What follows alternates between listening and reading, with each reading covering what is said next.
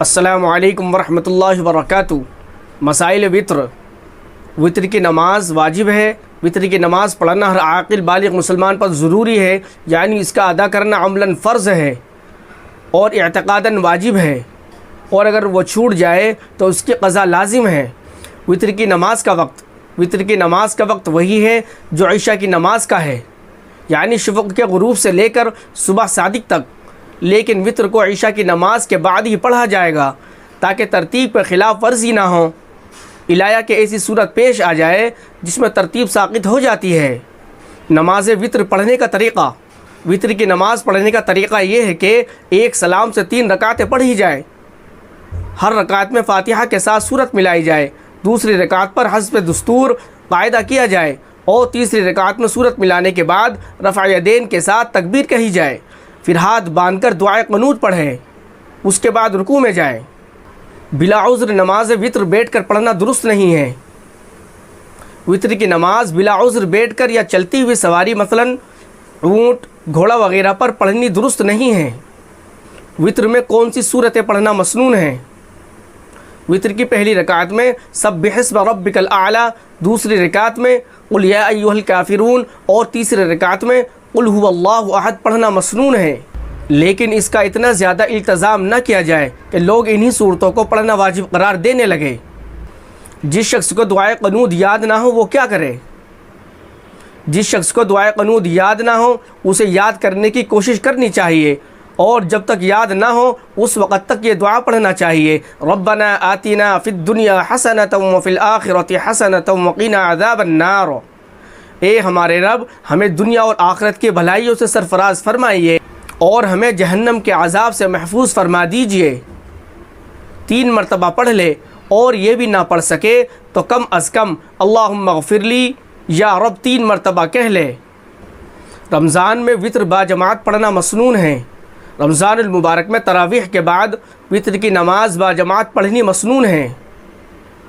अकेले ईशा पढ़ने वाले का वित्र की जमात में शरीक होना। रमज़ानुल मुबारक में अगर किसी शख्स की ईशा की जमात निकल गई और वो मस्जिद में उस वक़्त पहुँचा जबकि तरावीह की जमात हो रही थी, तो उसे चाहिए कि अव्वलन ईशा के फ़र्ज़ पढ़े, उसके बाद तरावीह में शरीक हो और वित्र भी जमात से पढ़े, और तरावीह की अगर कुछ रकातें रह जाएँ तो उन्हें वित्र के बाद अदा कर ले। मुक़्तदी की दुआए क़ुनूत से क़ब्ल इमाम का रुकू में चला जाना।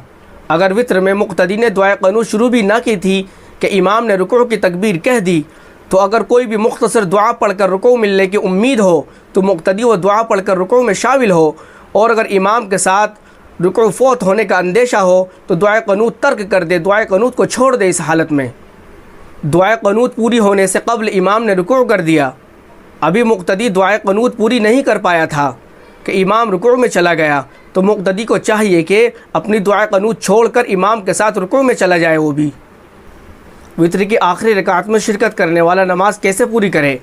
अगर मुक़्तदी ने वित्र की आखिरी रकात इमाम के साथ पाली और उसमें वो क़ुनूत पढ़ सका हो या ना पढ़ सका हो, बहर सूरत वो बाद में क़ुनूत नहीं पढ़ेगा, बल्कि बक़ियत 2 रकातें बग़ैर क़ुनूत के पूरी करे।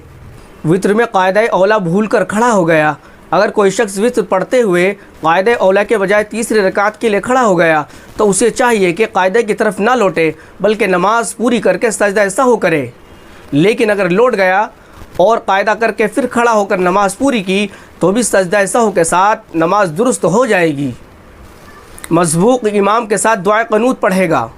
जो शख्स वित्र की नमाज में मसबूक हो वो सिर्फ़ इमाम के साथ दुआए क़ुनूत पढ़ेगा, हत्ता कि अगर वो वित्र की तीसरी रकात का रुकू इमाम के साथ पा ले तो वो हुक्मन दुआए क़ुनूत पढ़ने वाला करार पाएगा।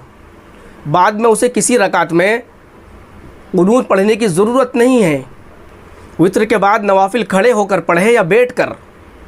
वित्र के बाद 2 रकात पढ़ना अहादीस से साबित है और इन्हें खड़े होकर पढ़ने में सवाब ज़्यादा है, और नबी अकरम सल्लल्लाहु अलैहि वसल्लम का इन नफलों को बैठ कर पढ़ना बदन भारी होने और ज़ौफ़ की बिना पर था। आपके लिए बैठ कर पढ़ने का सवाब भी खड़े होकर पढ़ने के बराबर था, जबकि उम्मत के लिए बिला उज़्र बैठ कर नमाज़ पढ़ने में आधे सवाब का ही इस्तेहक़ाक़ होगा।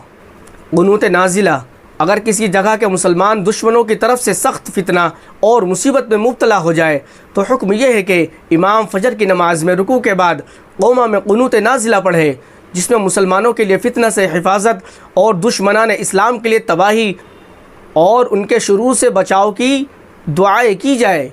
मुक़्तदी हज़रात हर दुआ पर सिर्रन आमीन कहें।